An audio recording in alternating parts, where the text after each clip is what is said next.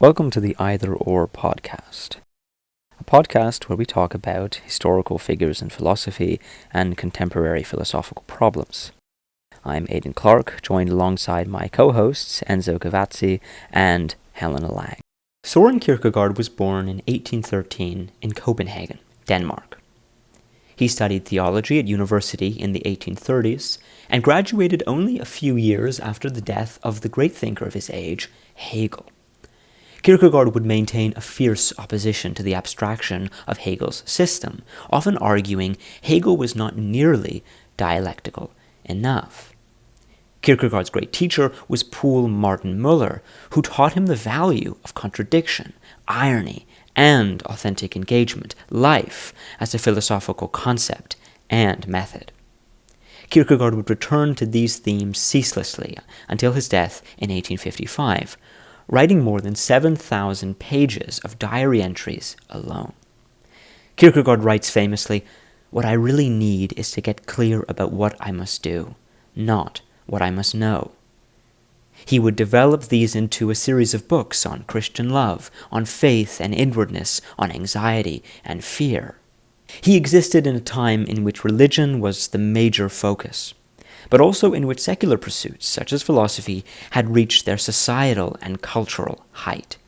He struggled against both, hoping to prove that human choice in his or her relationship with God was the essence of human life. You join me now as I discuss Søren Kierkegaard with Helena and Enzo.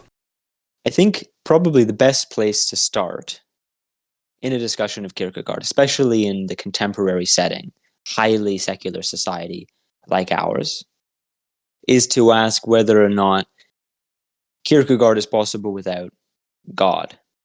As an academic exercise, do you have to engage with the spiritual content? From a philosophical point of view, it seems to me unavoidable when every single one of his terms, from truth to personal choice to a sense of one's inwardness to the relationship with eternity, it's all highly caught up with Christianity. And I don't say that dismissively. The question consistently for Kierkegaard is about this relationship between an historical event like the incarnation, God coming down in the flesh, and our decision as human beings as something which consists in deciding what our relationship to that will mean. So for Kierkegaard, that is the decisive event. It's not just any spiritual event, right? It is specifically the Christian event and the reality of God as a result.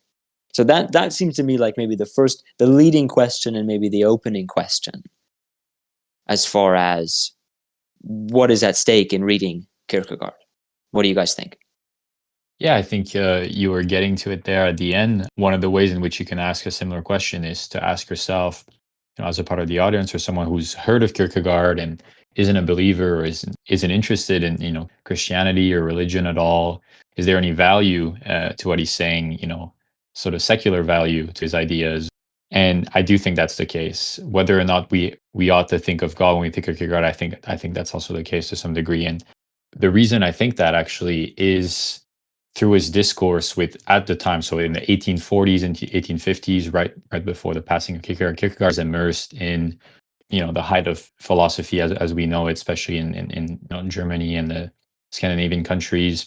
Kierkegaard is actually in theology at the time, but theology is submerged by philosophical ideas, chief among from the German idealists, Kant, Schelling, Fichte, and then obviously Hegel. So like any other student, I think Kierkegaard is bombarded by these ideas, and he actually goes to attend Schelling's lectures in Berlin in the early 1840s. In the room was also Engels, which is a noteworthy figure also sitting at. He's taking tremendous amount of notes. So there's actually editions of all of these notes. I think he's ecstatic. He's interested in what's happening. He's facing an older Schelling, right? A Schelling who's a bit embittered after the passing of Hegel, and Hegel is more popular. He's attracted a larger young audience. He's a wider acclaim. Schelling is a bit more misunderstood, a bit more mysterious later on in his years. A lot of Christian mysticism added into the fray, which isn't even at his time, isn't the flavor of the time, right? For us now, anything Christian mysticism sounds obsolete, but even then there is sort of a change of wind. But what really sets Kierkegaard apart from these thinkers, these German idealists, is the role that faith plays, I think, for him. So one of the major criticisms he gives of Hegel and the Hegelian philosophy is sort of the lower value he attributes to faith. So faith is often considered as immediate, sort of the first thing. What we start with faith in sort of a dialectical measure, and then we get to thinking, we get to the mediated thought. And so faith was always perceived in the Hegelian system as sort of the immediate, the beginning, the sensory, the earlier stages, and then only through mediation do we reach the absolute, do we reach the higher stages, mediated thought. And so Kierkegaard, as perhaps a believer himself, or as interested in God and faith and all these things, was really interested in challenging that idea, right? So for him, it's not that, thinking is sort of the higher stage, but that faith sort of begins where thinking leaves off. That's sort of, we ought to give faith its proper due. And so we sort of have here in this duality between the Hegelian, Promethean Greek rationalism system that Kant also espouses, that all of these thinkers also espousing at the time, a sort of a clash between Greek rationalism and sort of Jerusalem faith thinking that I think Kierkegaard is defending, and rightfully in a very interesting way that doesn't have to subscribe to purely Christian values or systems, even though they're so important to his ideas, the images, the stories, the narratives. But it goes beyond that. And what do you think, Helena? Yeah, I mean, I feel like for him, God, or the reference to God and faith, often function as a kind of conceptual overturning of received ideas. He has that quote in the Works of Love where he talks about the fact that usually we're subjective towards ourselves and then objective towards others, but then he says the real task is to be objective towards yourself and subjective towards others. So this kind of reversal that's going on here. And I think, you also see it with regard to time, the way he talks about the temporal versus the eternal. And so, the ideas of God, his received sort of faith of Christianity, I think they play a big role for him to kind of spell out the eternal, for example, in opposition to the temporal. God sort of seems like the biggest concept that one might perhaps approach philosophically. And historically, of course, God is regularly theorized throughout modern philosophy. Descartes, Spinoza, and everyone sort of has a kind of maybe a bigger theory of God. In pre-modern philosophy, it was a scholastic proof for the existence of God, for the possibility of God. It's a lot of the language, both pre-modern and modern, in Kierkegaard. But I think that you're right, Enzo, that if faith is where thinking leaves off, then God has something to do with something unthinkable, which is an interesting way of qualifying why this is nonetheless a very interesting philosophical project. It's not a speculative project, and Kierkegaard, again, wants to distinguish himself from the speculation of other philosophers, many which you already mentioned, Enzo. And there's a wonderful line of Kierkegaard's where he says that when it comes to something like disagreeing or disproving something like the principle of contradiction, right, an ancient logical principle, so the core of rationality and thinking, he says you can't do so without employing the principle of contradiction. And this is illustrative of what is at stake, not just the question of something beyond the abstract, but the very disfigurement of the abstract by certain possibilities that cannot be naively theorized in abstraction. And as you were saying, Helena, these other things seem to be for Kierkegaard the most important things to the structure of our lives, and even the full range of our lives, from our temporal existence to the question of our relationship with eternity. Yeah, and perhaps asking us to think the unthinkable, or in the case of Either Or, which is one of his famous books as well, presenting a dilemma. What's really interesting with Kierkegaard, and this is the flavor that the existentialist school likes to refer when they think about him. People often claim that he's the sort of one of the founding fathers of existentialism, and the reason is that he gives us, well, the basis or the lack of basis for a criterionless choice, right? So an either or, you're faced with this sort of anxious, dizzying anxiety between sort of the aesthetic life, the life of pleasure, the life of immediacy, the life of sensuousness, and the so-called ethical life, which is, maybe we'll get back to this later, is different. The ethical life is different from the religious life, the life of faith, right? The moral, ethical, perhaps we can refer maybe to the Kantian in the sense that it refers to a categorical imperative that is universalized and that everybody could see themselves proclaiming or doing or enforcing the same, right? Those things are sort of in the moral, ethical realms, but there's also another realm, which is the religious realm, the realm of faith, the realm of where God is employed. So there's this distinction here that's quite important. But in relation to the speculative in God, right? So thinking about even Hegel catches us astray, all of the Kant catches us astray because of the presuppositions that they make. Even going back, you mentioned the scholastic, the proof of God, all of these systems, they're often presupposing the things that they're trying to demonstrate, they're trying to prove. To some degree, there's some form, either through the principle of contradiction, right? In Hegel's logic, for example, he mentions, right, the logic ends with actuality, but he never really gets there. The concrete is never really achieved, but you're presupposing it, that somehow you've reached it, but you've never. So all of these things are part of Kierkegaard's arguments, and that basically he's not asking us to, or he's not providing us for a proof of God or any of those things. He's actually saying, like, let's not think about this. And this is perhaps a warning I want to give, and I wonder what you guys think about this.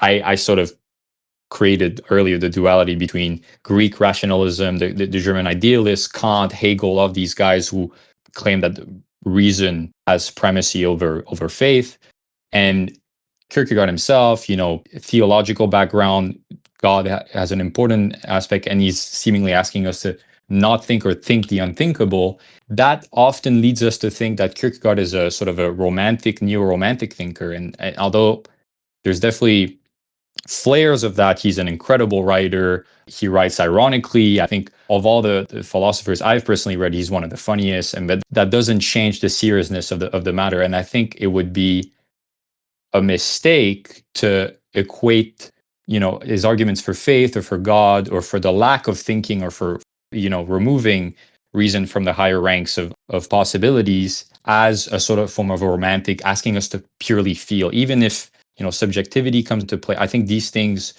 often, the same way that, for example, people think that Nietzsche, who also is an incredible writer and uses feelings through his aphorisms, people often equate this sort of writing as a form of a romantic, neo-romantic idea. But I think it would be disingenuous or perhaps incorrect to call Kierkegaard a pure, romantic thinker, asking us to feel, to believe, as a theologian would do, or a preacher, or a sort of dogmatic thinker would do. And maybe I could propose a potential answer as to why we shouldn't think of Kierkegaard that way. I think it's because of the profoundly dialectical ways in which he expounds or, reveals some of his ideas on faith and God and all of these things. So even though he believes that reason shouldn't be a penultimate point of absolute knowing or, thinking, that doesn't change that his ideas are purely dialectical, and I think important in that regard and philosophical. I think it's an excellent warning insofar as, if anything, the Greek rationalists are more on the side of the sensuousness. By the Greek rationalists, I mean some version, at least, of Hegel, of Schelling, and company. They're on the side of the sensuous, but they are driven by this ideology of, can we cohere the radically sensuous with rationality? And in many ways, Kierkegaard introduces a very modern concept of God into this equation. Again, we already have this think the unthinkable. But in many ways, Kierkegaard aligns God with the unconscious, with something that is missing, not just within rationality, something it has to discover, or could eventually reach a synthesis or sufficiently speculative system that would finally give us that total theory of reason.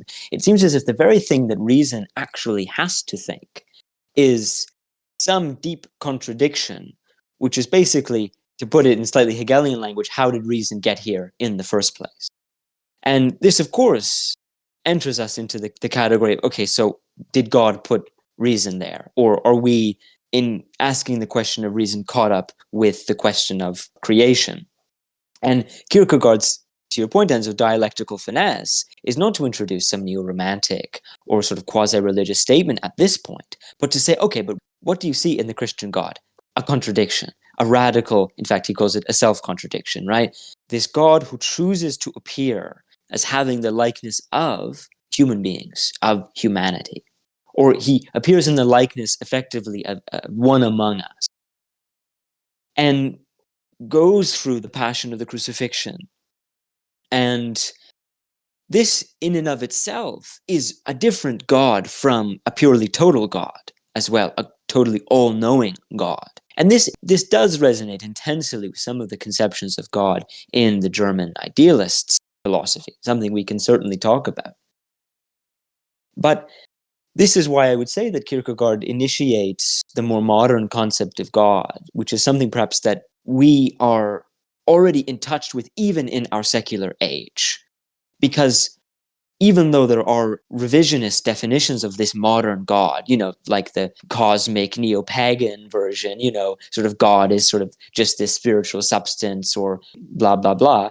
No, the most ruthless definition would be God as having something to do with something which is radically unthinkable, which for many people has something to do with that which is unconscious, that which cannot be completely gentrified in any dogmatic society, secular or religious, and which therefore for Kierkegaard remains a deep philosophical problem. And insofar as it's a Christian problem, it's a concern with this contradiction itself at the heart of absolute reality, of God as the concept, really the category. Yeah, and perhaps again, in an effort to sort of position Kierkegaard in light with the other school, the German idealist that we've mentioned, if we think of God, for example, in the Kantian project, or at least ethically speaking, I'm sure people have heard of the categorical imperative, right? I've mentioned it before, but that somehow it is a maxim that can be universalized.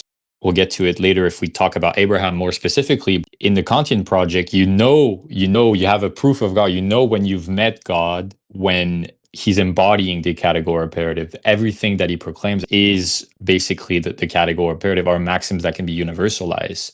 So it's sort of people would like to say it's sort of Kant himself without sin, without the imperfections, right? That somehow he's created his own flavor of God in his likeness, or perhaps the perfect version of himself. So ethically speaking, that would be the God in the Kantian project. But here, as you mentioned, Aidan, with contradiction, and I think one of the biggest image of that Kierkegaard employs is the story of Abraham. How can we make sense of, God as categorical imperative, God as pure reason, when he asks Abraham to sacrifice his son Isaac? Surely that cannot be a categorical imperative in the Kantian sense. We cannot ask everybody to sacrifice their son in the same way. So there's a dissonance here. And so the Kantian God, or at least the one that he likes to proclaim in this project, at least ethically speaking, would fall short. And so this is the type of contradiction, the fact that we have God facing you. Perhaps you have no way to prove it in the same way that Kant has argued for, but he's asking you something that cannot be reasoned with, right? So part of the contradiction is not only in its presence, right, as you mentioned, that he appears as likeness to you and whatever, but also that he asks of you to do the unthinkable or the impossible, or something that we cannot universalize. I was just thinking of another way to put that dimension of God within Kierkegaard's thinking. And I think it's maybe this idea of an impossible choice that yet you are responsible for. So, we had that dichotomy earlier between sensuousness and rationality, or, the concrete reality and then abstract thinking. And it's impossible to, so to speak, choose one side or the other in trying to reconcile both.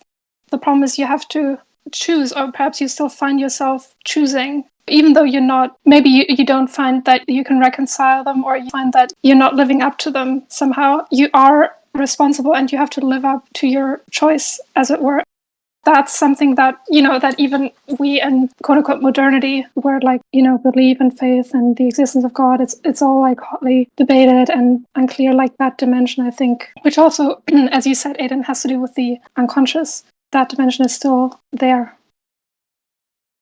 as you said, and I think part of the ways in which Kierkegaard wants us to live up or potentially make, that somehow, right, as you mentioned, that there is a criterion list or a sort of a impossible choice to be made, but it somehow has to be made, either in relation to God. You can also think in secular terms in relation to your existence, existentially speaking, the way in which you live up to that personal responsibility to make a decision when there's an impossibility to make one is through faith. So faith is, as I mentioned, the paradox by which the individual is, for a brief moment, if you want to think temporally, is elevated higher than the universal, right? And the universal is the realm of the ethical that I mentioned in the Kantian project, right? The universalizable maxim, as I mentioned.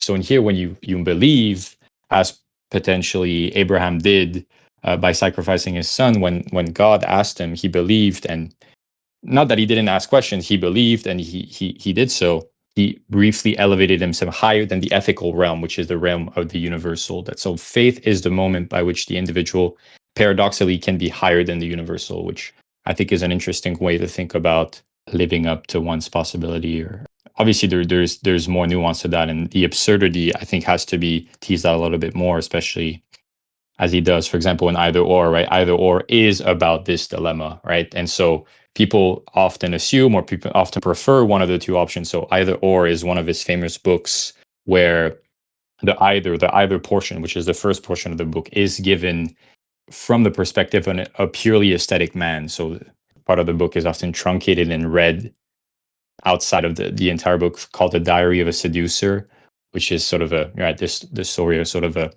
superfluous man involved in sensuous pleasure and affairs and all of these things. And then there's the other life, which is the ethical life, the life of a judge, the life of marriage, the life of commitment, an ethical, sound life. People often thought that one's better than the other, but the answer is not really given, almost in a Socratic sense, right? Socrates doesn't really give us the answer, but here there's a dilemma that's given, but there's a suspension of decision. But there's still an unthinkable choice. Like, which one, if we were to read this and we're compelled by this dilemma, this either the aesthetic life or the ethical life, which one do we choose? People often make, let's, as Kant would potentially argue, let's live the ethical life. Let's as an individual live as if we elevate ourselves to universal. But I think what really Kierkegaard is asking us to do is perhaps go further than that. Perhaps either there's another option, or the lack of option generates a new one. I don't know what maybe the correct image is here, but that somehow the religious life isn't given or isn't mentioned, but that's potentially where he's getting at. And that's perhaps a realm, anxiety driven, but also freeing to some degree.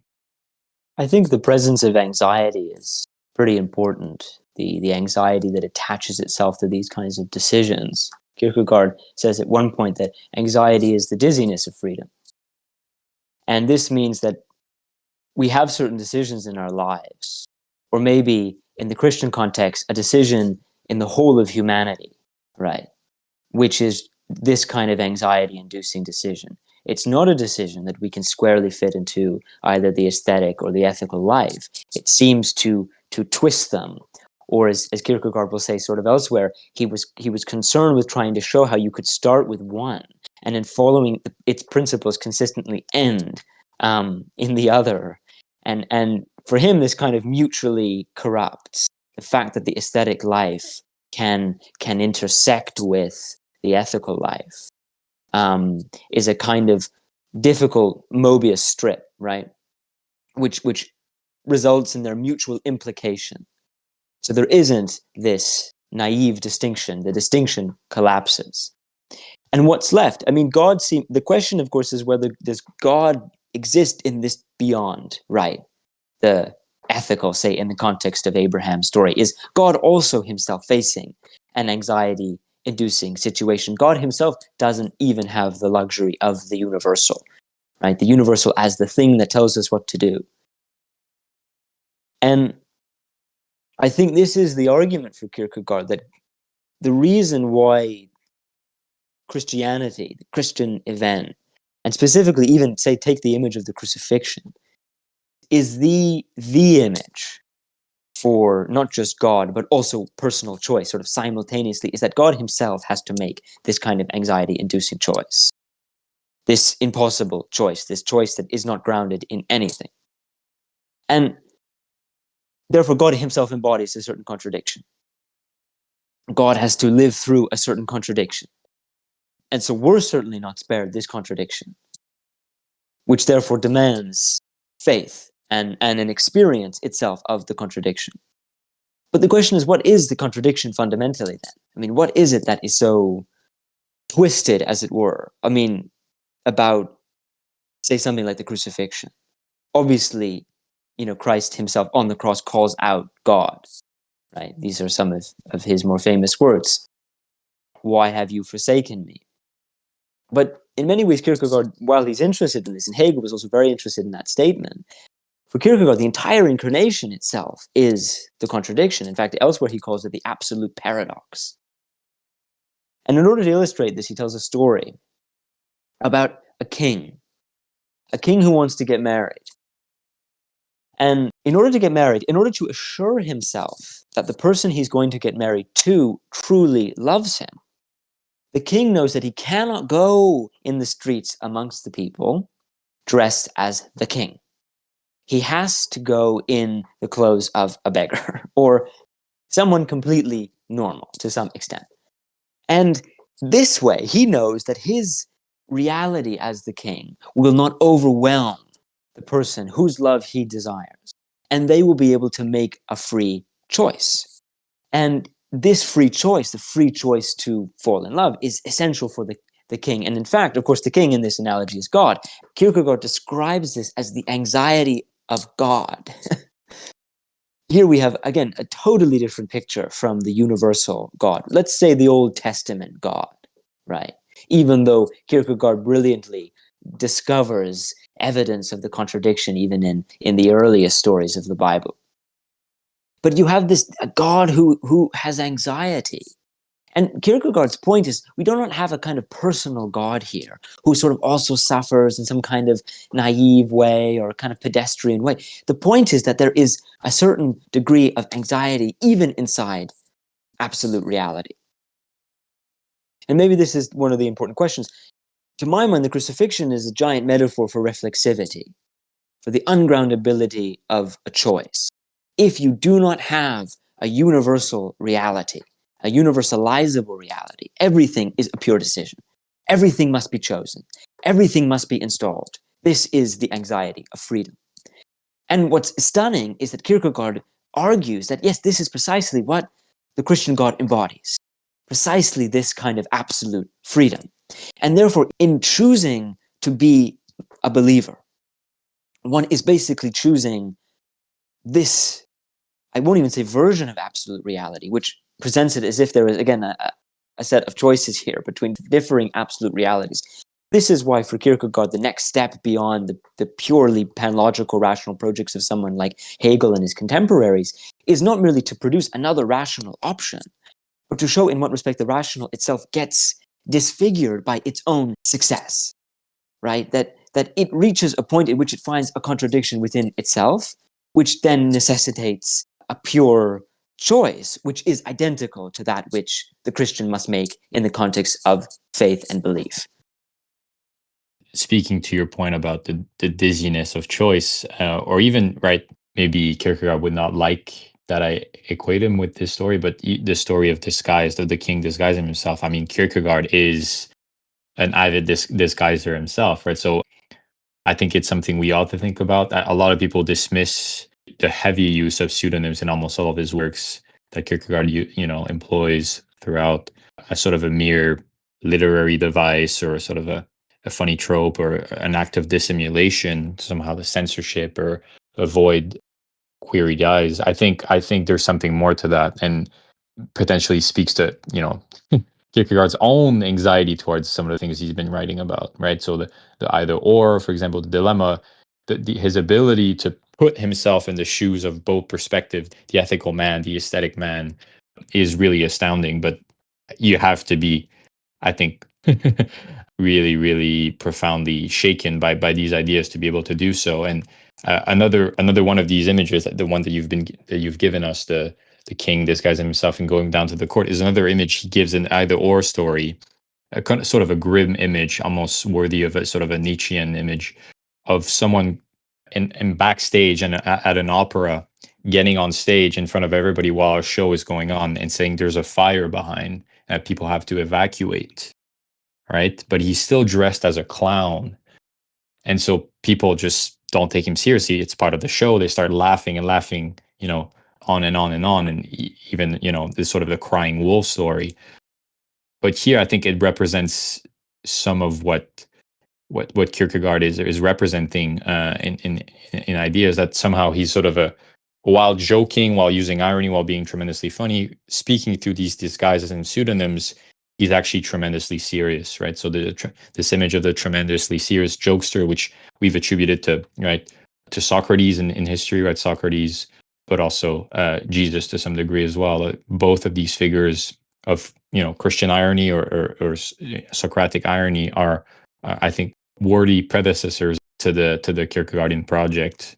So I was just wondering if any of you would like to speak more. I could talk about pseudonyms and irony in Kierkegaard for hours, but if that's something you thought about or were interested in, I'd be willing to hear your thoughts on this.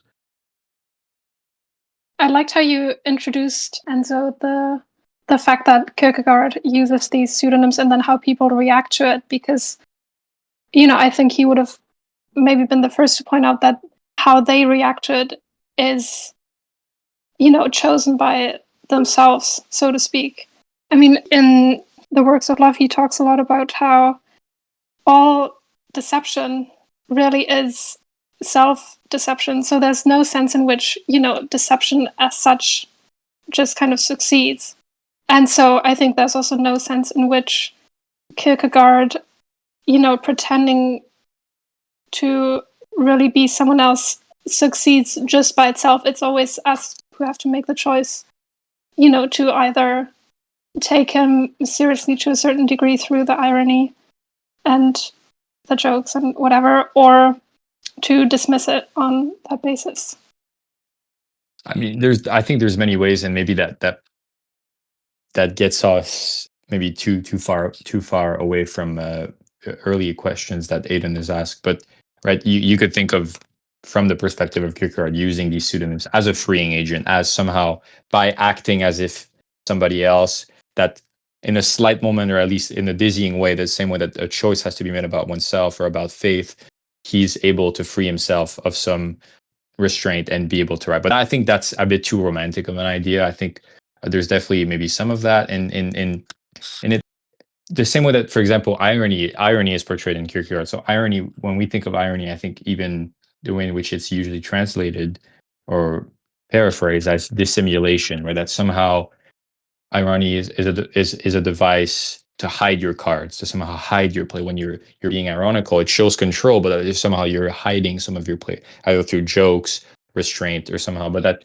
actually, what irony does for Kierkegaard, as he mentions, is not to dissimulate, but that's somehow to expose the traces of one's dissimulation with sort of a subjective pleasure. So there's a pleasurable element to this irony, and very subjective indeed, rather than purely objective. So there's something here about pleasure that kicks in. So it's not really, irony is not really to dissimulate one's, like the same way that, for example, when we think of Socrates, okay, Socrates, you seem pretty knowledgeable about justice. You seem to know what you're talking about. Why don't you give us your answer on justice instead of berating us? And right, but that somehow there's always sort of Socrates is the midwife, right? He's able to give pregnant thoughts or let others create their own thoughts or somehow generate their own thoughts, but he's never able to come up with his own. At least that's the ironical position that he's espousing. But we never get to the the behind. Show us your card. Show us what you really think. Or at least that's the. But in Kierkegaard, I think what he shows is that there's actually a deep subjective pleasure and potentially interesting element here in this position. It's not simply about dissimulation. It's more about exposing sort of a maybe masochistic almost to some degree. It can definitely also unintentionally reveal things. I mean, there's this really funny passage in the historical, so like the introduction by the editor to Either Or, and apparently Kierkegaard, he really wanted to make sure that no one knew that it was him who wrote the work. So while he was reading the proofs to either or, at night, each night he would go to the theater for 10 minutes so that people would see him there. And, then they would gossip, oh, he's at the theater every night, so that's what he's doing. And he, it's in his journal where he writes about that. And then he thanks the gossiping people for helping him achieve his goal, so to speak. Or even that he's the only one who is having a discussion with you. So, for example, if Constantius is one of the pseudonyms that he employs in one of the books, then when he's writing a later book, he's going to reference him. Oh, this fellow here, Constantius said that, but he's the only one entertaining this discussion, seemingly with himself, right? So that obviously there's some hilarious elements to that, but I think, right, in the same way that I mentioned this idea of the tremendously serious jokester, we have to be careful here at that to make sure that we take some of the things seriously. Maybe to that end of seriousness, there is a difference, I think, that Kierkegaard does want to ultimately draw between either himself and Socrates or Christ and Socrates. Two different kinds of irony are at stake, and in many ways it just involves doubling down on irony. Historically, it was a well-used device, especially in Copenhagen at the time that Kierkegaard is writing in the late 30s and the 40s into the early 50s. People wanted to use pseudonyms. It was part of a kind of cultural and intellectual gamesmanship. And obviously, as you've already mentioned, Enzo, that irony existed, almost 2,500 years earlier in the context of the very beginning of philosophy. Here we have this supremely ironic figure in Socrates who doesn't write anything down, but seems to know everything, and yet all he ever says is, all I know is I don't know anything.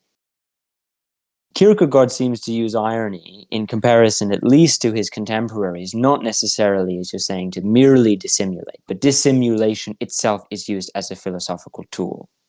With the theater question, we have to ask, what could he possibly have achieved by hiding his identity? What was at stake? And already you've anticipated the question, Enzo, in having said that, does he liken himself to Christ in feeling as if his anxiety about his likeness, or the anxiety of his issues, his anxiety at his philosophical ideas and problems, forces him into a position of having to find some way to trick himself either into saying them or something to this effect? I mean, could one imagine that God himself, in the form of Christ, felt he had to say something about the nature of a pure choice, and yet this was a torture and required that monstrosity which you already referred to, of the clown who must appear and say there's a fire?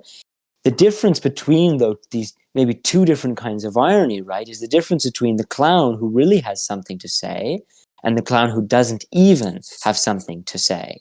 And this is definitely the difference between Socrates and Christ. And this difference is essential for Kierkegaard, there's no question. For him, the midwifery of Socrates is reproduced in Plato's theory of knowledge. Plato's theory of knowledge is that knowledge is remembrance. The reason why Socrates can go up to people with such a sense of enthusiasm and what they really know is not because he knows that there's something they really know, but because he believes in a certain setup to the universe, to God, later in Plato to mathematics, the theory of forms, which makes it such that you are merely remembering what is already true. So for Plato and for Socrates, it's merely a question of getting people to realize what they are already in touch with. But Kierkegaard finds this too cosmic, in the extreme, and pre-Christian. Because the point is, one, what am I supposed to already know? In this sense, Kierkegaard is radically modern. He rejects any naive cosmic center to God, to the universe, to reality. But also, Kierkegaard is interested in how one should replace this question of remembrance with something he calls error. So he radically inverts the Platonic question of remembrance and turns it into Christian sin. The reason there is this primordial guilt, sinning, living in error, he calls it, is because there has to be some explanation, again, for, well, why is it nonetheless that God has to come and tell us this point about love and subjective truth and a decision that you just have to make? For many people, it's embodied, for instance, in the role of Judas. there is still this conniving Old Testament God who is still pulling all the strings. Because Judas himself seems to be cruelly abused in the story. He is chosen to be the one who betrays God. And yet, obviously, the point is not so much that there is a God who is simply pulling the strings. The point is, and this is how you avoid the Old Testament paranoia, is that, well, the lesson that you have to learn about reflexivity, about having to purely take responsibility for your choice, is itself, of course, the Christian message. And these two different notions of reflexivity then are pivotal, and it is the movement really from the pre-modern to the modern. From a God upon whom we nonetheless stake some cosmic vision of the world, to this God we're trying to formulate here, the God who is in the beyond the universal, or again, to borrow the Freudian phrase, beyond the pleasure principle. So there is something at stake in distinguishing between these two kinds of irony, and therefore, again, repeating the question which we started with, can we avoid being Christian on this question? Can we avoid this radical equation between the anxiety of God and the crucifixion and the likeness and the fact that God must dissimulate as someone else in a sense, almost as if he, if anything, God is like Kierkegaard. He is actually engaged in a philosophical project here, in appearing amongst us. And maybe this is what I'm anticipating what I meant to give as a question to you guys, which is that, okay, maybe the answer is that, yes, the Christian point about reflexivity re-emerges in the radical philosophical project of someone like Kierkegaard, of someone, I would argue, like Hegel at his purest. In fact, Zizek himself has already anticipated this. He writes in For They Know Not What They Do, how it's not that psychoanalysis is a form of Christianity and psychoanalysts now play the role of our confessors, but that no, Christianity was an early form of psychoanalysis, an early form of this study of, again, what is beyond the pleasure principle, what is not merely naively, cosmically regulated, a study of the unconscious. And here again, we find in Kierkegaard a concept of God as radically in this beyond, in the unconscious.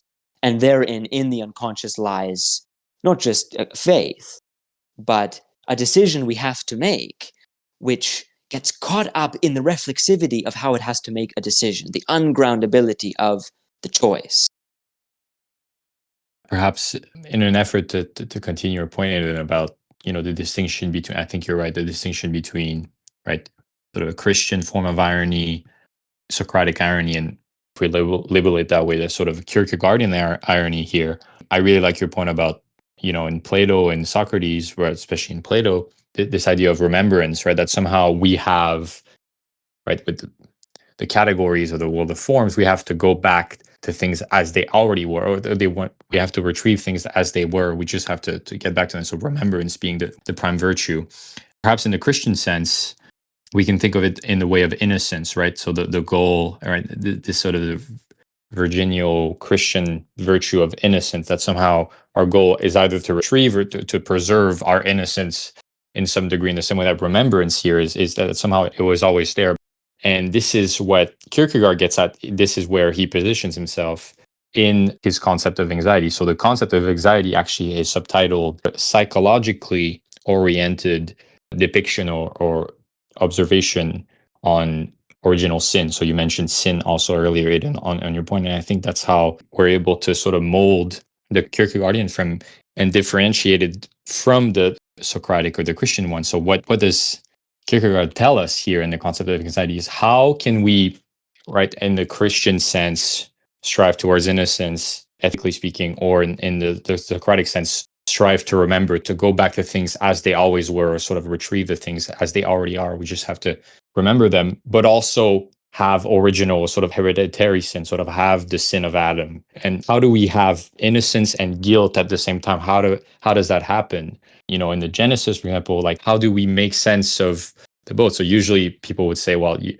you're guilty, but first you're innocent. So that's also something, for example, that he challenges in Hegel, right? Innocence also belongs to the realm of the immediate, the dubious, the sensuous, the primary, right? But actually for Kierkegaard, it's much more convoluted and complicated than that, because, and this is where anxiety steps in, anxiety is that by which in its endless possibilities makes you both guilty and innocent at the same time. It's obviously quite difficult to imagine what he's really getting at, but what's really interesting here about anxiety, but also the book itself, is that it's so in tune, again, to our first question, so in tune with sort of Christian ideas, God, but also so modern in its ways of expounding, psychologically attuned ideas. So that's something I think we have to keep in mind also for us modern ears.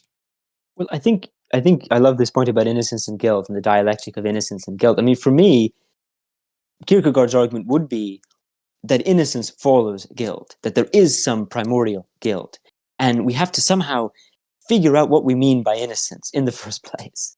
But that the achievement of this is definitely through anxiety, as you're effectively arguing, which is that we have a guilt over nothing.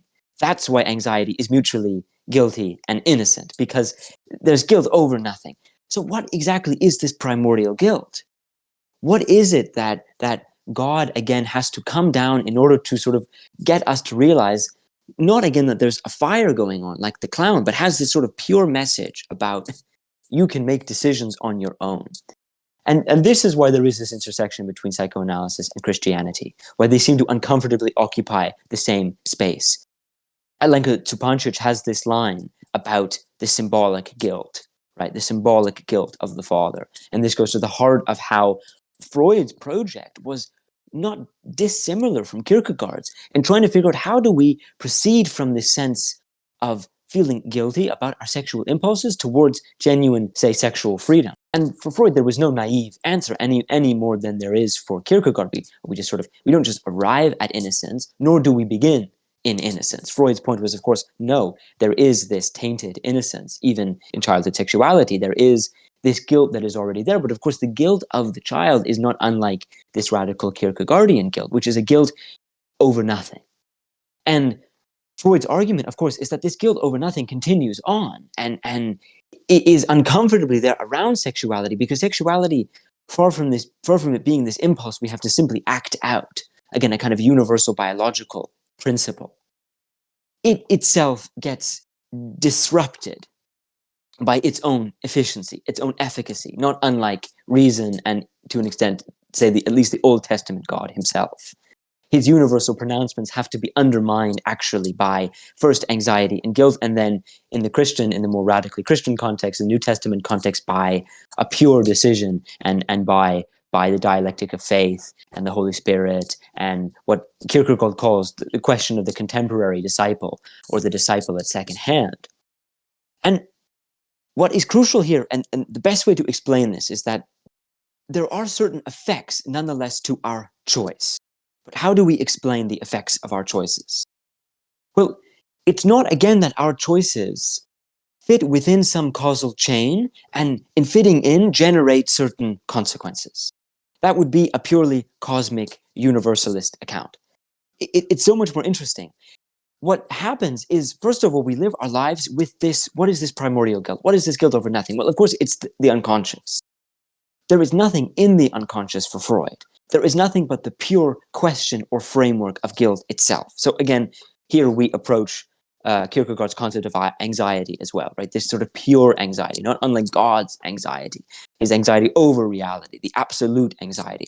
But we have something in the unconscious that is not, which denotes something that's not being integrated. When somebody actually collapses and has a nervous breakdown, has to go see a psychotherapist, what tends to happen is that there is a gap between what their life is right now and some decision which they have made earlier, which they cannot confront, and yet overdetermines their present life.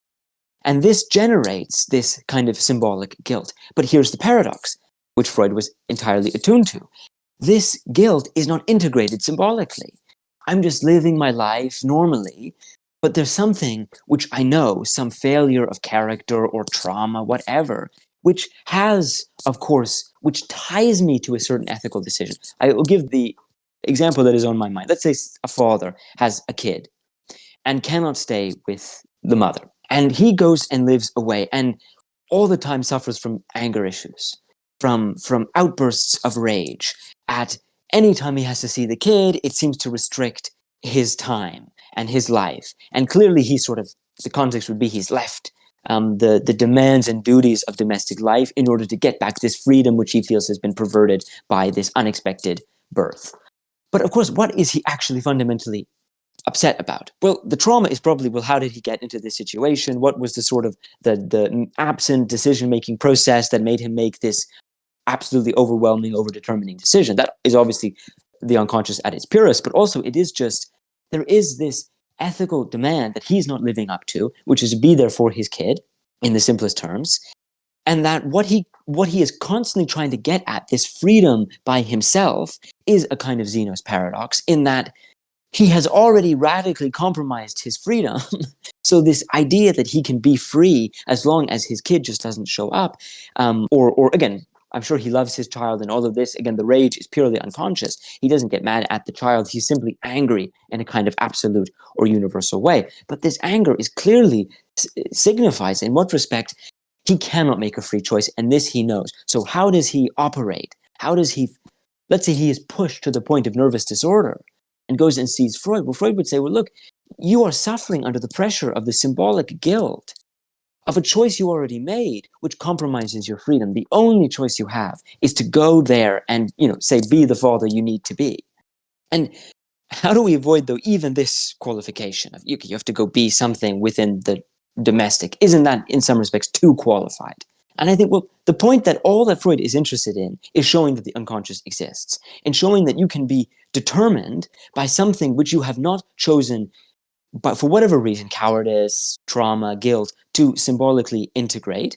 And your repression generally consists in a form of radical idealization of what you could have if you weren't getting interrupted. Of course, the interruption is the thing you need to learn. It is the term that you cannot integrate, and therefore you are bound to see repeatedly. Now, Kierkegaard, and in my opinion, Hegel's argument, is that this happens to reality itself. It's not simply a question of the patient who has a nervous disorder, but reality itself is infected with the fact that it also has to make purely ungroundable choices. We call this nature, right?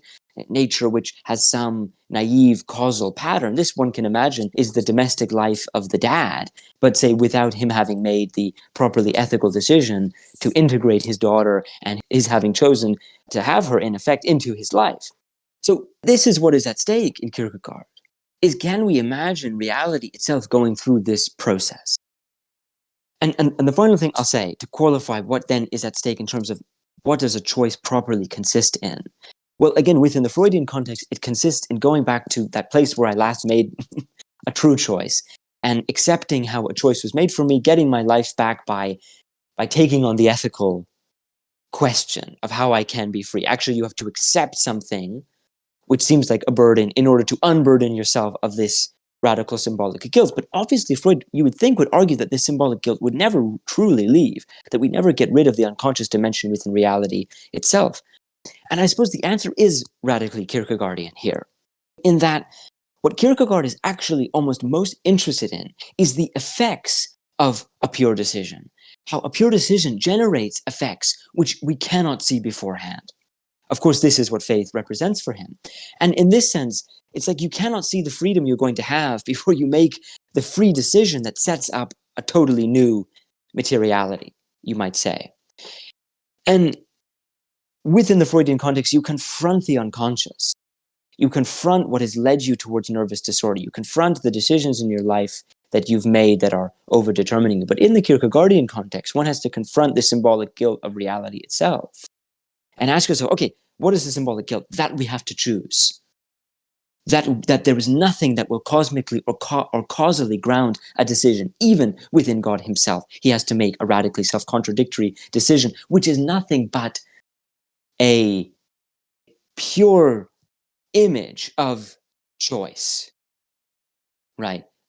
And the torture of choice. That choice cannot ground itself in any naive condition, but basically has to be chosen. But Kierkegaard's point is that, again, you will get these effects that you cannot possibly anticipate, because if we're in this non-linear, non-causal material reality, a reality that is guilty with the fact that these choices have to be made but cannot be grounded, then that non-linear reality does generate effects, but they are generally either one, caught up with this question of the unconscious in some personal sense, or caught up within the unconscious of reality itself, which is this Christian image of you have no choice but to have faith within your ordinary reality and in the decisions that you make. Yeah, totally. Again, in an effort, as we've been doing, to qualify anxiety furthermore, I think just to read, I think it's a famous quote that's also been, often invoked by many to talk about anxiety after the fact of Kierkegaard, but that somehow, right, anxiety is freedom, right? As you said, the dizziness of freedom, but that anxiety is freedom's actuality as the possibility of possibility. So what that means is that anxiety is not the mood, as Heidegger would say, that allows us to make a sort of a pure, or ethically speaking, a good decision between A and B, the aesthetic life and the ethical life, or good and evil, but it's actually what allows us to be able to make that decision, right? So it's even higher than that in that regard. And I mentioned Heidegger in passing. I think it might be worth, we've been throwing a lot of names around in this small session of ours, but I think it might be worth mentioning to some of you who are more familiar with Heidegger, that Heidegger was tremendously influenced by specifically the concept of anxiety by Kierkegaard. I think it's not too far to say that he should have, I mean, maybe plagiarized would have been a better word, but he should have made further mention of Kierkegaard in his attempt to talk about his own contributions, right?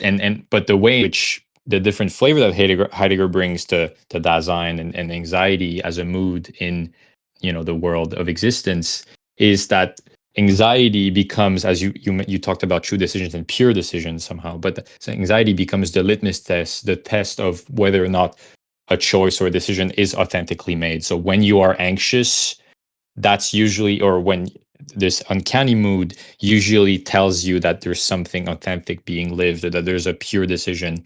Obviously, Kierkegaard never had a chance to respond to Heidegger, who wrote after the fact, but perhaps we could imagine that Kierkegaard would take offense to that because it is still too involved in sort of universalized ethical ideas of what a pure decision or a true decision, right? So we employ these terms, I think, throughout the session, right? This idea of true decision, pure decision, but we have to remember what they mean for Kierkegaard, at least in the absolute sense of, we talked about belief, faith, but that somehow they have to be elevated to the absurd, right? This is where the idea of truth as subjectivity comes in for Kierkegaard, right? That somehow truth is only true when it is subjective. When I mentioned the categorical imperative, something that is universalizable, it is objective. That means it can be taken up and, expanded and multiplied and, enforced no matter what. But when truth is subjective, it resists a universal application.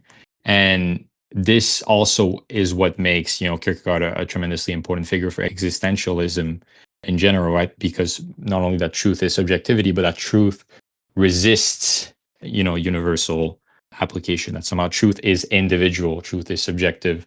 So when we say, when we invoke the idea of a pure decision or a true decision, it's a tremendously personal decision, a tremendously subjective decision, but not one that is somehow dogmatically made or purely, as I mentioned, with the idea of Kierkegaard as a romantic, as purely feelings based. But I think there's something there, that a distinguishment that needs to be made between this sort of neo-romantic idea that we have with pure feelings, overwhelming feelings that resist any type of objective measuring or categories in the way we think of, for example, the great romantic painters who created these landscapes, amazing depth and tremendous feelings, but no bounds to limit, no objective bounds to limit their outburst of emotions, right? This is not what Kierkegaard is asking us to do, even in faith, right? Even if there's a sort of a qualitative leap, right? That's something we haven't talked about, but this qualitative leap of faith that he asks us to make, or this acting out, if you want to think of it in secular terms, right? That this acting out of a pure decision isn't erratic, or it doesn't have to be, at least. Yeah, and the question still remains is, but how much does this implicate us in Christianity?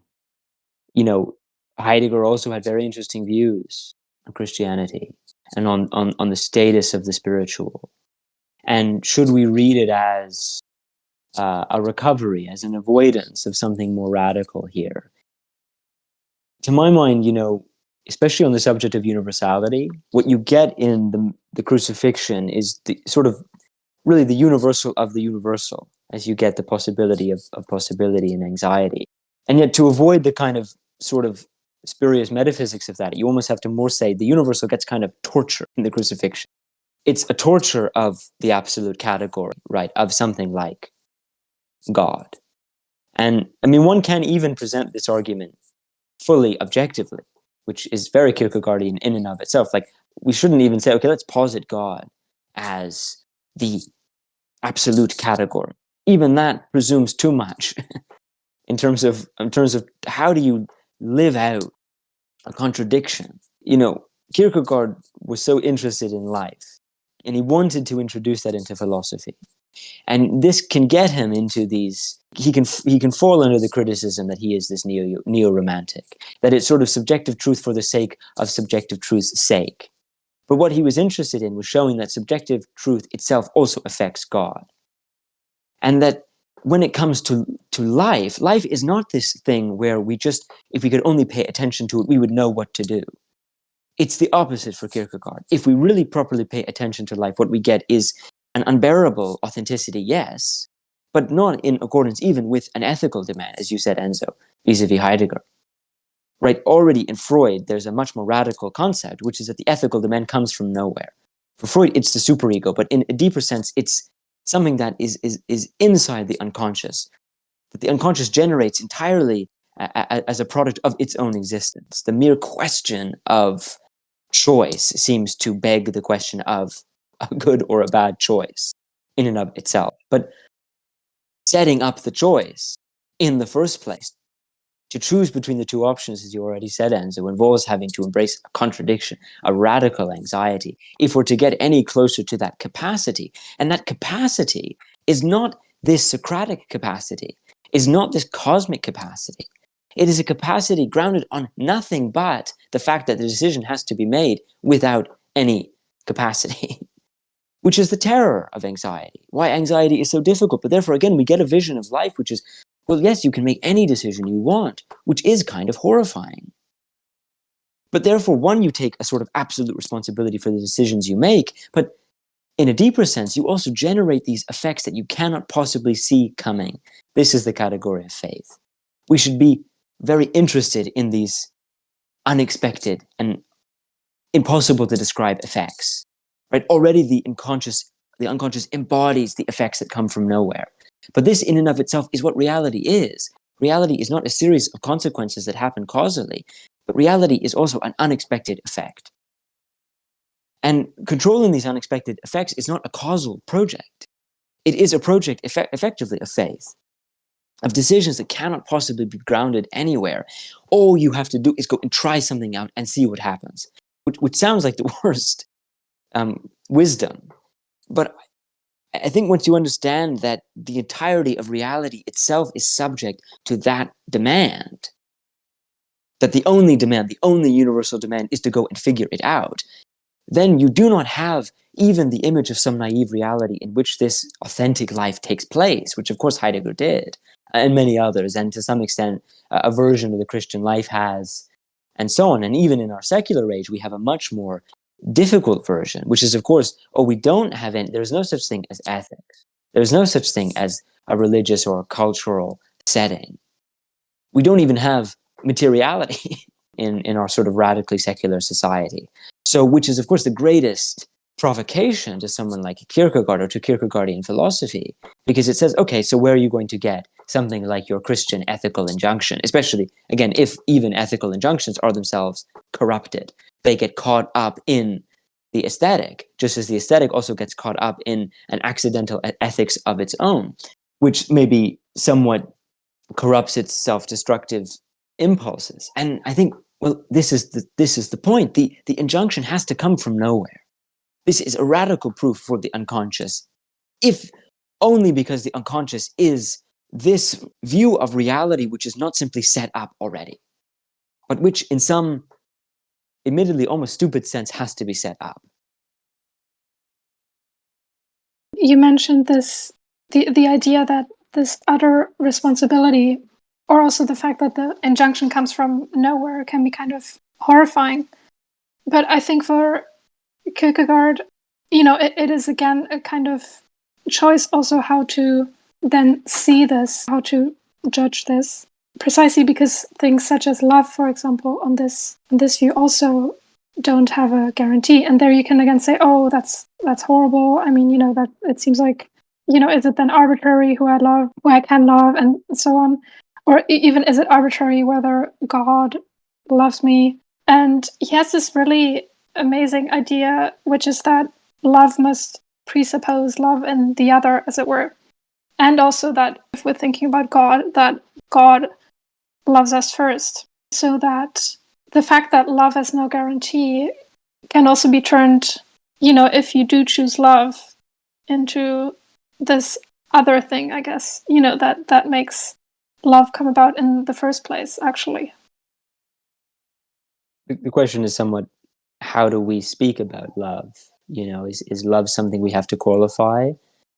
What is love as an experience? With anxiety, we get the dizziness of freedom. With guilt, we get the unconscious and the injunction that comes from nowhere. Even with God, we get this beyond, this contradiction that God himself has to experience, and which all of us, even if we're contemporary with Christ, witness with our own eyes. I mean, yeah, Kierkegaard gets into how you won't get worldly admiration for love, in a sense. So that's another dimension of the horrifying aspect. There is also no guarantee of admiration by other people, or, of being viewed well by others, and so on. But what would you say love is for Kierkegaard? Is it the absolute version of this presupposition? Is it how do we imagine our being loved when we have God as the unconscious, for instance? Do we simply say, well, the unconscious already loves us? Which is a very weird idea. Well, I mean, one way I think to think about that is this idea of universal love, loving one's neighbor, and so on, which he also writes a lot about in works of love, where it's, and again, I think you were right to point out that there must be some kind of horrifying dimension to it. The idea is you do have to love your neighbor first, as it were. You can't wait for them to love you. But at the same time, you do have to presuppose their love too, because it's not transactional, right? It's not you love them so that they can then love you, and so on. Or you presuppose love itself. I'm not too familiar with love in the Kierkegaardian sense, so I'm trying to understand a bit more from you guys. But isn't that by the fact that we have to presuppose love to sort of believe in it, that somehow that love doesn't have any guarantee, and so presupposing becomes sort of the leap of faith that one has to make in loving? Is that somehow different or similar to the criticism he imposed on some of the German idealists that we mentioned, that somehow, for example, in Hegel's logic, he presupposes the concrete and therefore gets to it at the end? Or that somehow by presupposing, or even in sort of the scholastic proofs of God, but that somehow, or the principle of contradiction, as Aidan has mentioned, that somehow the only way to get to it, to sort of disentangle the thing you're trying to prove, you have to presuppose that somehow use or employ the term you're trying to parse out. Is that similar here, or is that dissimilar, like in the way you've been talking about presupposition of love?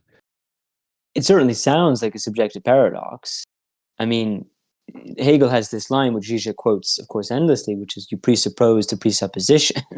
And I'm not sure whether Kierkegaard isn't radical enough to go here or not. I think he is there, in that he actually figures out what presupposing the presupposition looks like, which is that there is this, you can't even state the option before you live it. And therefore, figuring out if love is something that exists cannot happen before you go out and do it. And what we get is a view of reality from Kierkegaard, which is totally submissive to this idea. It's not that love exists to explain reality. Reality exists to explain love. And insofar as love and the crucifixion are bound up with each other, or love and God, one can say that love has something to do with taking total responsibility. But again, for what? For nothing. This is, in some respects, the Kierkegaardian twist. You take responsibility for not even a connection, which is again, is too metaphysical an entity, but one takes responsibility for the question itself of what it would mean to take responsibility for someone else, absolutely. But again, with a different concept of God from Kierkegaard, with a concept that maybe doesn't fall within the bounds of the New Testament, for instance. Though again, the argument here is almost that the New Testament is merely an anticipation of, which maybe is blasphemous to say, but it is an anticipation of a more radical insight into what is beyond mere universality. But in any event, we get this question of love, and side by side God. But God is just the contradiction. God is the contradiction in absolute reality. Maybe it's an impossible thing to separate, right? I mean, one could already say again that the crucifixion does not exist to explain reality. Reality exists to explain the crucifixion, and then you have some even moment beyond this, which is, okay, but what is absolute reality as embodied by the contradiction, if not this attempt to explain the possibility of something like love? The fact that love has these radical presuppositional dynamics should not surprise us. Just as there is this radical equation between reflexivity itself, a pure decision, and the Christian concept of faith. That's not an accident. It's not sort of two separate things as such. It's two maybe different ways of looking at the same thing. Well, in the same way, maybe it's not an accident that the question of a radically anxious absolute reality is also side by side the question of love. That love itself becomes the most important philosophical concept. Perhaps maybe in an effort to mention another one of these concepts we've mentioned a lot already, but I think it's somewhat related. We mentioned love and God, obviously, profusely at the end, but what about evil for Kierkegaard? I think that's also an important concept for him that we haven't touched too much upon, just because we moved, or at least we tried moving from the ethical, right, usually the realm of good and evil, to the realm of the religious, the realm of faith, which is a qualitative leap from the sort of the ethical realm. But here, I think we have to be careful because evil plays also an interesting role. The same way that love is tremendously important for Kierkegaard, I think we ought to say that evil also is very interesting. In the same way in which Aidan has talked about God having a consciousness or God having to make, a self-contradictory decision, I think blasphemously, I think Kierkegaard has also asserted that, evil is not demonized or part of, devilized into a sort of another figure outside of God as the devil, the bad, the evil, and God as sort of this supreme good figure, but that somehow God has to be evil as well, or has to contain evil within it, is also sort of one of the Kierkegaardian propositions. So I was wondering, right, in this, we've talked about love, but what about evil here? If we think that's the rightful antithesis to love in Kierkegaard.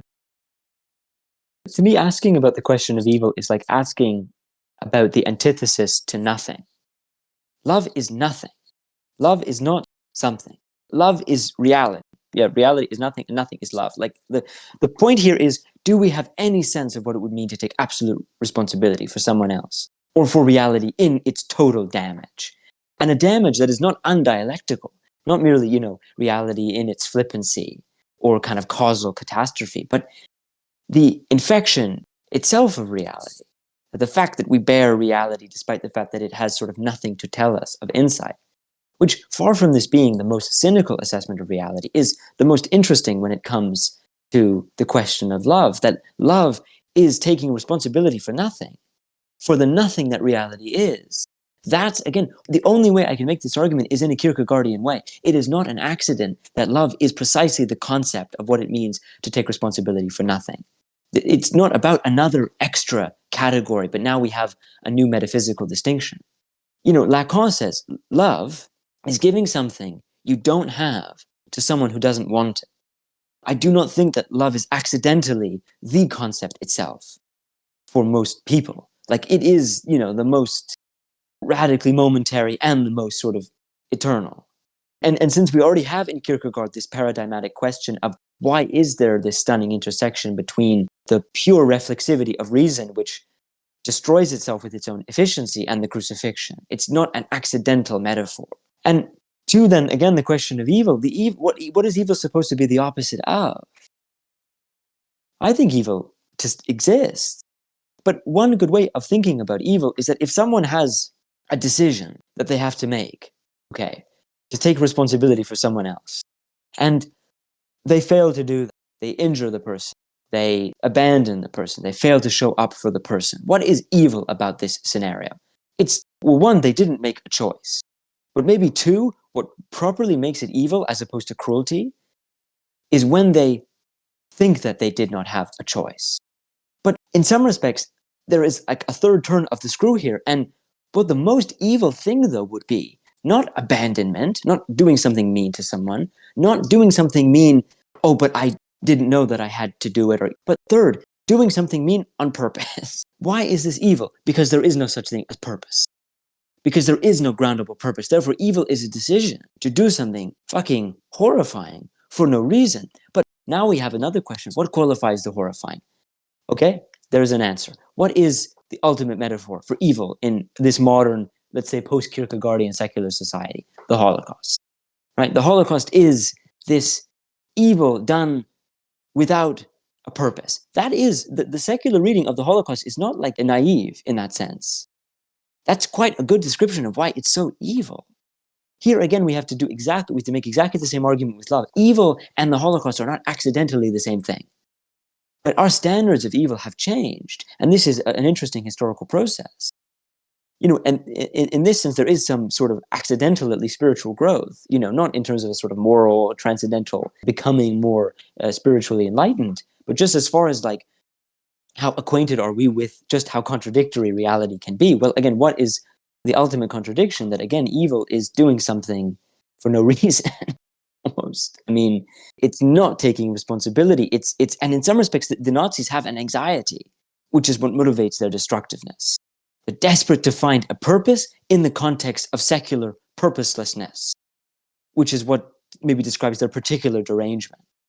Perhaps one of the more poignant images of that in Kierkegaard is and I keep mentioning Either Or. It's a tremendous book, but there's a part called, I think it's roughly translated as like the corrupt rotation, which is an account of evil. So basically, this is where I think Kierkegaard goes in depth about evil, and he says basically that boredom is the root of all evil.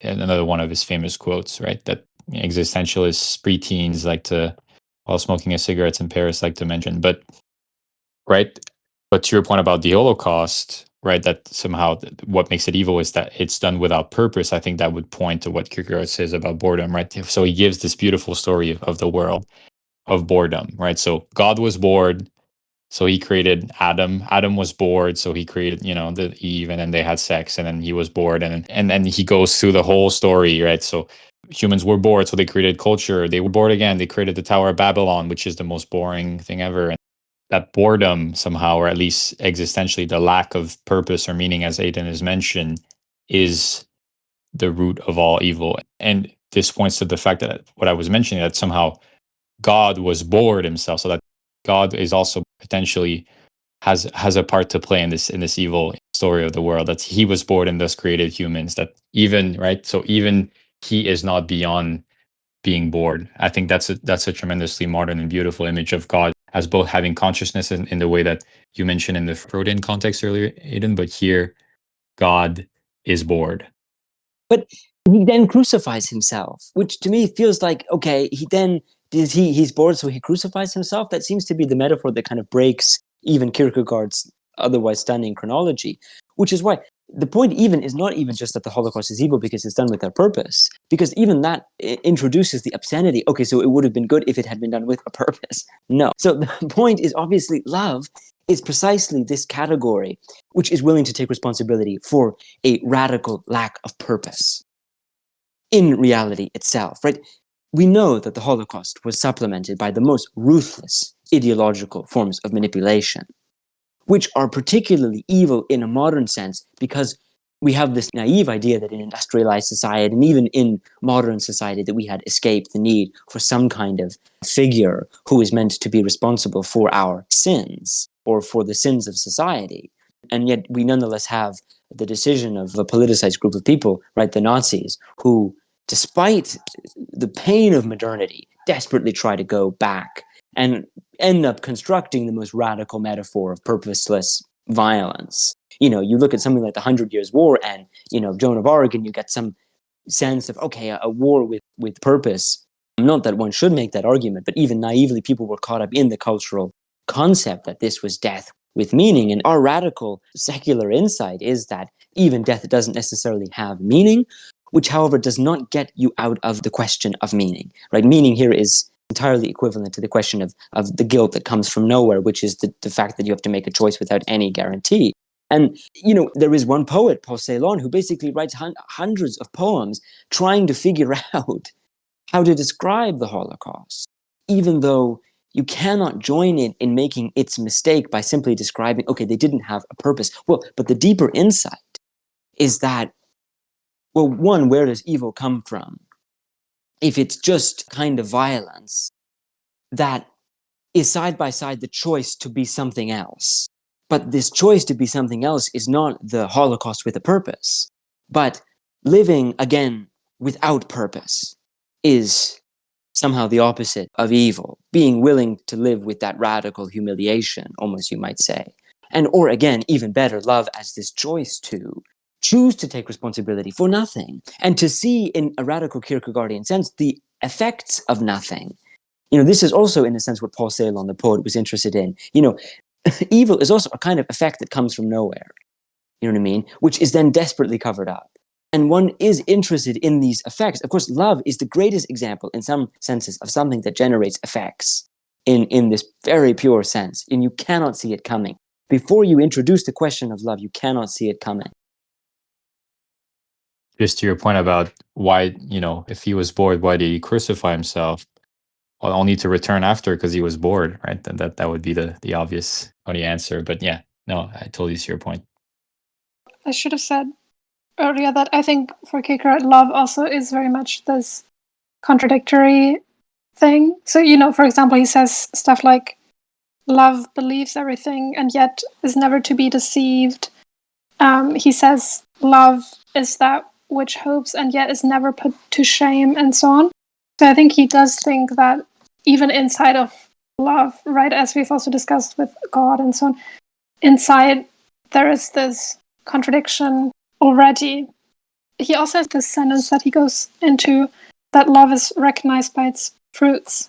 But then later in the text he says, let's not go looking for these fruits in like this petty way and expect them to be there, continually and always. So it's like, you do have to embrace the contradiction, I guess, to a certain extent. You can't expect it to be resolved, at least not, the Christian sense in this life or something. But to me, love is pure openness, basically. There is a movement from radical reflexivity, which is the crucifixion, towards some genuine defense of, okay, the Holy Spirit, and, where two of you meet under my name, there will I be. I mean, we should try and make this movement here. I mean, this is what love is about. Love is properly the message, in that love is not just, again, taking responsibility for the nothing of reality, but it's that view itself onto anything that is there, which, to the point about presupposing the presupposition, where you just go into it with love, and there anything is possible. Love is precisely that concept that anything is possible, even within this reality that has no purpose. This is the most stunning combination of terms, not unlike the earlier one, to the point about evil, which is that evil intersects with the radical freedom to do it. The most evil thing is you didn't have to do it, but you still did this horrible, cruel thing, this painful thing. Of course, we would think, oh, but pain is entirely relative. Unfortunately, it is. But here we have love, which sort of says, okay, but I take responsibility for the anything that I can do nowhere. Like, as in the nowhere that we are, I can do anything, or I take responsibility for the fact that I can do anything. And when I live with love, I make that utterly possible through nothing but acting in that way, which is the dynamic that Kierkegaard is obsessed with. Perhaps on a lighter note, I mean, I might permit to mention that, the biographical irony of Kierkegaard's position on love is that he never, consummated any of his relationships, and was famously in furious bouts with his neighbors, with the press, so much over saying love thy neighbor and agapic love, selfless love, and this sort of beautiful ideas that he holds on love. But and again, no disservice to the ideas or even to the person himself. But I think it's interesting to think of it that way, in the same way that we think of Kafka and his failure to have a serious relationship even through his torturous letters. I think that would be a beautiful image to think about when reading Kierkegaard on love. I think there's some value there. Without question. And I think that's almost, it sort of, this gets us to the initial question. We've sort of arrived at something that is a little bit maybe more radical than Kierkegaard itself, which is, it's not just maybe naively neighborly love. Love has to be this capacity to do anything, but to take responsibility for it, right? To take absolute responsibility for that freedom, right? In a sense that evil does not.